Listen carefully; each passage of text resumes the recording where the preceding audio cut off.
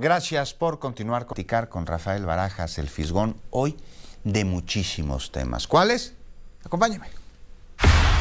Fisgón, es jueves y qué gusto como siempre charlar contigo, y temas hay para echar hacia arriba y desmentidos hay que tocar N cantidad y aclaraciones más. Vaya cómo se mueve el país con una transformación en donde se van engranando cada una de sus partes, unas antes, otras después y otras pendientes. Sí, no, es decir, y el proceso se acelera además hasta con las catástrofes naturales. Así es. Hemos visto cómo fue, cómo golpeó el huracán Otis a Guerrero, cómo golpeó especialmente en el puerto de Acapulco. Vimos la destrucción de Acapulco y hemos visto también una reacción muy peculiar, porque por un lado hubo una, como vimos la semana pasada, una campaña, una oleada, un huracán de desinformación brutal que también sacudió a la sociedad, y ese huracán no deja de soplar. Es una cosa impresionante. Y al mismo tiempo hemos visto también cómo realmente sí ha habido atención a la población afectada. Contra lo que dice la narrativa dominante de los grandes medios de comunicación. Ya se restableció la luz, por ejemplo, en el puerto de Acapulco, ya se está restableciendo el agua, es decir, la gente está recibiendo ya apoyos, se está restableciendo, por ejemplo, incluso hay un proyecto para restablecer el sistema de hotelería. Hay un trabajo ya muy importante de reparto de enseres domésticos que no tiene precedentes. Es decir, yo recuerdo que cuando se dio el caso, cuando se dieron los casos de los huracanes anteriores, a la gente le daban unas cobijas y se acabó. Así es. Ahora les están dando un montón de cosas y se le está destinando a la reconstrucción de la zona más de 61,000 millones de pesos, lo cual es una barbaridad. Al lado de esto, todo el discurso de que el Fonden se desapareció porque lo desviaron para una campaña política, etcétera, realmente queda encuerado, ¿no? Es una cosa que no tiene, que queda sin absolutamente ningún sustento, y sin embargo vemos cómo esta campaña sigue permanente, sigue. Oye, vimos en la Cámara de Senadores ayer, perdón, Fisgón, Sí, claro. por ejemplo, que salió un tráiler, un camión lleno de apoyo, de ayuda a los damnificados en Guerrero por el huracán Otis, y senadoras de oposición, Lili Téllez entre ellas, diciendo que se iban a robar esos productos que juntaron los legisladores de Morena y también algunos de otros partidos, que se lo iban a robar y lo iban a utilizar con fines electorales. Digo, no hay manera, Fisgón, o sea, ¿en qué criterio puede caber una aseveración así? Es impresionante el nivel, pues a mí me parece, perdóname que lo diga ya aquí con juicio de valor, pero es como de podredumbre absoluta, ¿no? Mira, y además hubo cosas muy penosas, porque quien realmente se robaba el dinero del Fonden eran estos señores. Insisto, hay una demanda del PRI de 2005 contra Santiago Krill porque documentaron que se habían desviado 800 millones de pesos del Fonden para eso sí, para campañas panistas. Hay un dato que es muy importante. Hubo la petición o la solicitud de que los diputados y senadores donaran 5 días de salario para apoyar a los damnificados, y los diputados de oposición se opusieron a eso. Se enojaron, se ofendieron. Sí. Es decir, caray, son 5 días de salario, de un salario muy alto además. Es decir, no es posible realmente esta falta de solidaridad, ¿no? Es decir, México siempre ha sido un país solidario.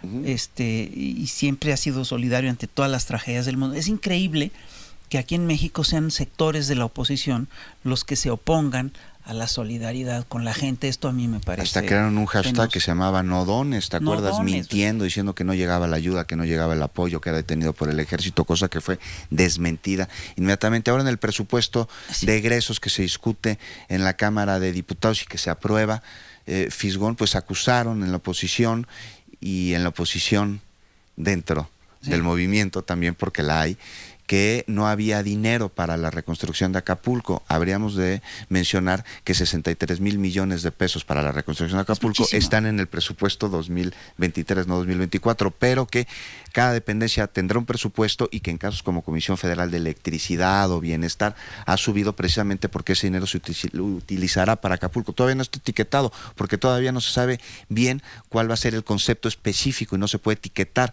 pero de que va a ir el dinero allá, va a ir. Y está yendo. Está llegando.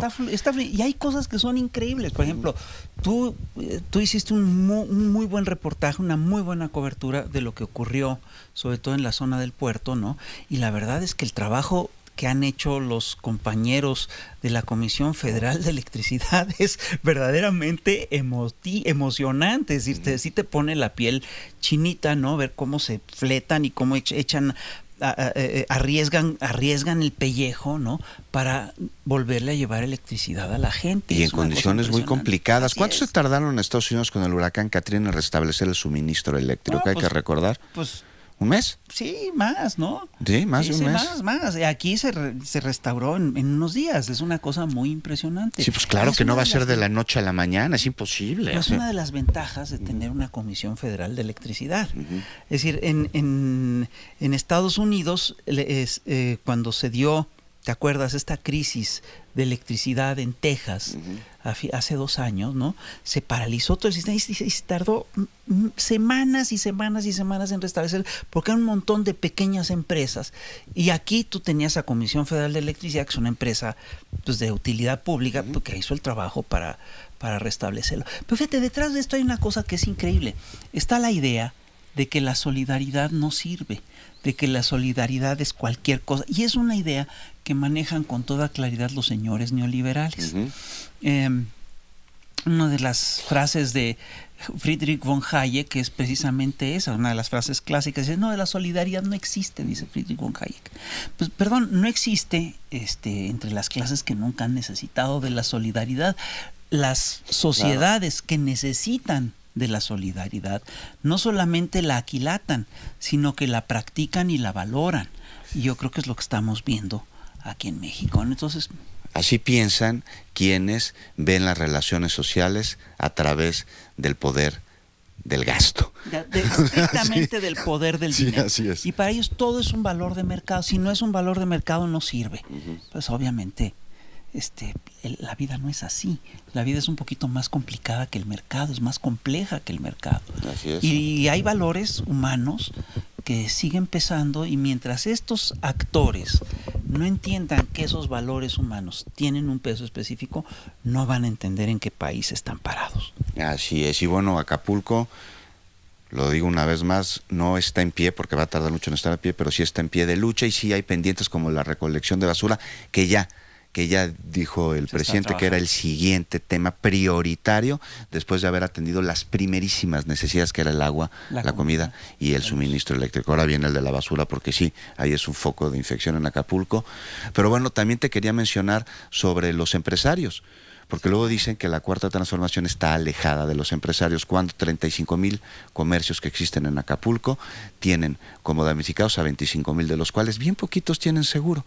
Y el plan de reconstrucción de Acapulco les va a dar créditos para que se levanten, porque finalmente también son motor del desarrollo, sin duda alguna, y el lugar donde la mano de obra puede pues llevarse a cabo, y con eso el sustento de la familia llega a las bocas de los hijos. Pero la lógica esta de darle ayuda primero a los pobres, sobre todo en estos casos de emergencia, también le sirve al empresariado, por favor, está clarísimo. ¿Cómo van a reactivar sus comercios si tienes toda una economía deprimida, si la región no está deprimida?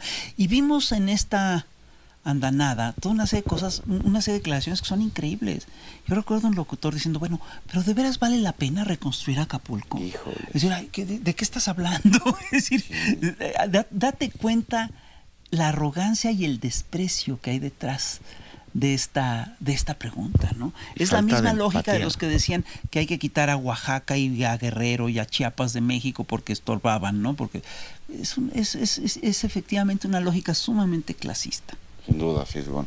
Pues ahí está y seguimos avanzando. Y luego hay que hablar del Poder Judicial, que parece que ya se vislumbra ahí que entra en el engranaje de la transformación con los otros dos poderes de la Unión. Sí, ¿no? está ocurriendo una cosa muy interesante. Hubo una renuncia del ministro Arturo Saldívar, ¿no? Que generó mucha molestia entre sectores de la oposición, y básicamente lo que va a hacer Arturo Saldívar es ir a trabajar, se va a trabajar con Claudia Sheinbaum y va a trabajar justamente sobre la reforma judicial. Y perdona, me parece que es una muy buena noticia para el país, claro, ¿no? Porque Arturo Saldívar es un agente competente, es un agente solvente, es un agente que sabe.